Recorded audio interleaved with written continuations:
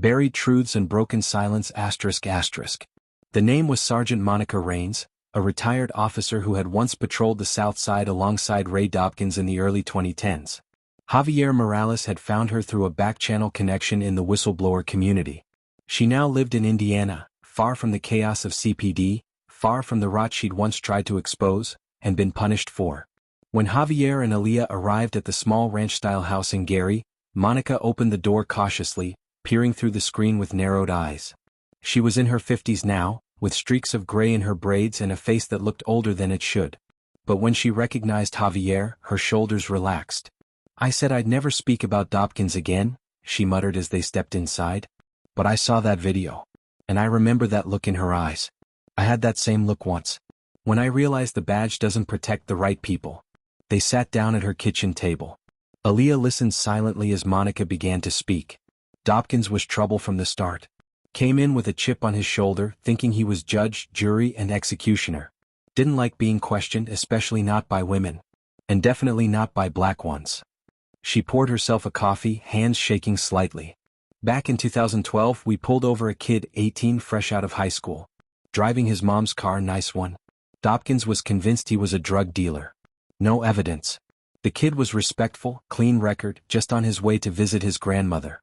Dobkins planted a dime bag in the glove box." Aaliyah's eyes widened. "You saw it?" "I did. And I reported it. That was my mistake." Monica's laugh was bitter, hollow. "They said I was mistaken. Then they started making my life hell. Shifting my hours, false write-ups, internal complaints about my conduct. Within a year I was sidelined, then retired early." Javier leaned forward. "Do you still have anything from that time? Memos, emails, anything?" Monica nodded slowly. "I kept copies. Thought I might need them one day. Didn't think that day would come for someone else." She stood and walked to a back room, returning with a dusty storage box. Inside were manila folders, labeled with dates and names. She slid one across the table. "This one. That kid's name was Terrence White. Never found out what happened to him." Aaliyah opened the file. A copy of the incident report, signed by Dobkins and Monica. But Monica's signature had an asterisk next to it. A handwritten note beside it read, "Disputed facts, see attached memo." Inside was her memo, never entered into the official file. Aaliyah read aloud, "I did not witness suspect in possession of narcotics. Bag was discovered only after Officer Dobkins re-entered vehicle alone." Monica leaned back. "I don't know how many more like Terrence there were. But I know he made a habit of it. And no one ever questioned him because he had friends up the ladder." Javier's eyes gleamed. "This could be huge. If we can track down Terrence." "I already tried once," Monica interrupted. "He disappeared. Moved out of state after the charges." Aaliyah stared at the memo, her fingers trembling. "This isn't just about me. This is bigger. This man has built a career on false arrests, racial profiling, intimidation, and now he's trying to destroy mine." Monica nodded. "Then burn him down. Use what I gave you. Just be careful. He plays dirty." Back in Chicago, Officer Ray Dobkins sat in his office, fuming. The media storm hadn't died. If anything, it was growing louder. Commentators were demanding action. Journalists were calling his precinct. And worst of all, the Civilian Office of Police Accountability (COPA) had announced an internal review. He slammed his fist against the desk. "Unbelievable," he growled. His supervisor, Lieutenant Ames, knocked lightly on the door. "Dobkins, you've been placed on temporary desk duty." "What?" Ray stood up so fast his chair tipped over. "You're kidding." "COPA's request. They want full access to your body cam footage and stop records for the last 6 months. This is political bulls **T. And shrugged. "Maybe. But you brought it on yourself." Ray sat down slowly, seething. He needed to strike back. Fast. That night, he made a call to an old friend, Rick Plaskett a city inspector with a reputation for making problems disappear. "I need some dirt on this doctor," Dobkins said. "Anything. Financials, work records, whatever. I don't care if you have to stretch the truth." Rick chuckled on the other end. "You sure you want to go that route? I'm already going down in flames. I'll be damned if she walks away clean." Meanwhile, Aaliyah sat in her apartment, reviewing the documents from Monica. She was tired. Not just from the week, but from the weight of carrying this fight on her shoulders. The temporary suspension had already begun affecting her patients. Some had been reassigned, others left without care. And the thought that she could lose everything she had worked for made her nauseous. But she wasn't backing down. She dialed her lawyer, Kenya Browning, a civil rights attorney with a reputation for taking on tough cases. "We need to file a preemptive motion," Aaliyah said. "If he's going to play dirty, I want to beat him to it. Let's bring this to the public court, not just the legal one." Kenya nodded through the phone. "Then we go public. Full press conference. We release the memo from Sergeant Rains, the incident reports, the video. Everything. Let's do it." 2 days later, the press conference took place outside the CPD headquarters. Aaliyah stood at the podium flanked by Kenya, Javier, and Monica Rains. Journalists gathered with cameras flashing. Protesters stood with signs reading, "Protect Black Women," "Expose CPD Racism," and "Fire Dobkins Now." Kenya stepped up first. "We are here today not just to defend Dr. Aaliyah Monroe, but to expose a pattern of abuse by a police officer protected by silence and nepotism. Officer Ray Dobkins has a history, one that CPD has ignored. But we will not be ignored." Then Monica stepped up. "I was an officer. I wore the badge. And I'm here today because I watched Dobkins plant evidence on a young black man. I reported it. And I was punished. I stayed quiet for too long. Not anymore." Finally, Aaliyah took the mic. "I'm not a criminal. I'm a doctor. I've dedicated my life to healing people, regardless of their race, their background, or their status. I was harassed for being black, for driving a nice car, for existing in a space someone else thought I didn't belong. That stops today." The crowd erupted in applause. But somewhere in the shadows, Ray Dobkins was watching. And he wasn't done yet. The system strikes back ***. The morning after the press conference, the city of Chicago buzzed with chatter.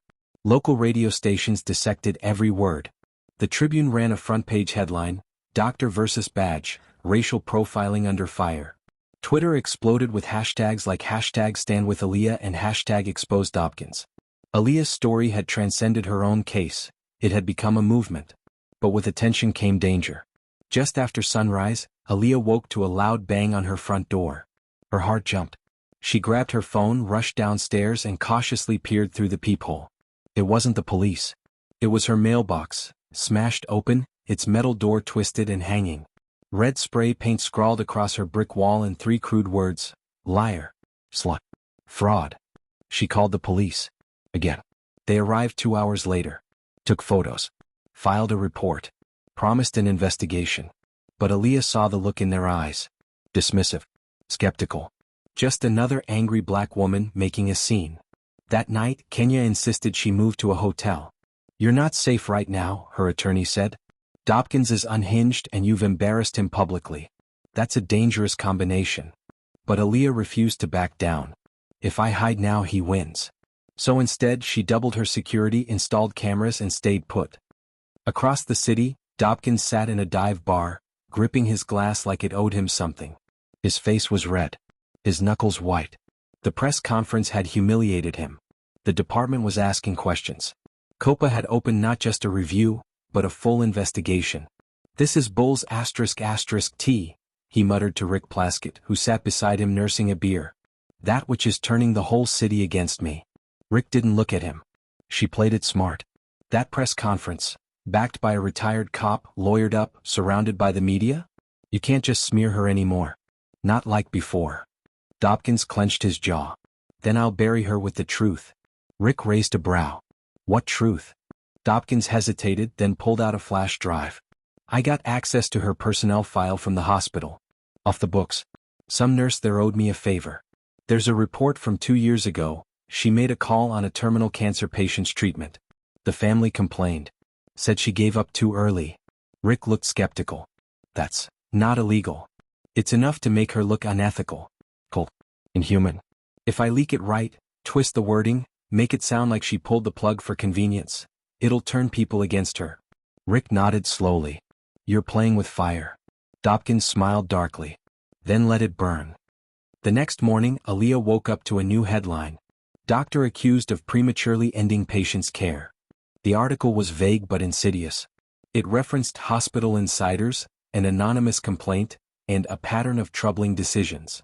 It questioned her ethics, her judgment, her character. Her phone exploded. Reporters called non-stop. Patients canceled appointments. A board member from the hospital texted her. "We need to meet. This is serious." She felt like she couldn't breathe. Kenya arrived within the hour. "This is a classic character assassination," the attorney said. "We expected it, but damn, they're fast." "It was a cancer patient," Aaliyah said softly. "End stage. The man was in pain. No quality of life. I respected the DNR order. His family wanted a miracle, but there wasn't one." Kenya placed a hand on her shoulder. "You did what you were trained to do. What your oath demands. The smear campaign? It's a distraction." Aaliyah sat down at her kitchen table, her hands shaking. "I'm not sure I can do this anymore." Javier Morales showed up that evening. He brought news and hope. "I found Terrence White," he said. Aaliyah looked up, startled. "He's in Detroit now. Works as a teacher. I sent him Monica's memo. He remembered everything. Said he'd be willing to testify." That's huge." Javier nodded. "And I got more. I filed a FOIA request and tracked down 10 more of Dobkin's stops where the pattern matches. Black driver, nice car, no legal reason for the stop, arrest with no conviction. It's a pattern." Kenya paced the room. "Then we file a civil suit. Racial profiling, abuse of power, emotional distress, career sabotage. We don't just defend, we attack." 3 days later, Aaliyah's legal team filed the lawsuit in federal court. The charges were explosive: violation of civil rights, retaliatory harassment, abuse of authority, intentional infliction of emotional distress, conspiracy to defame.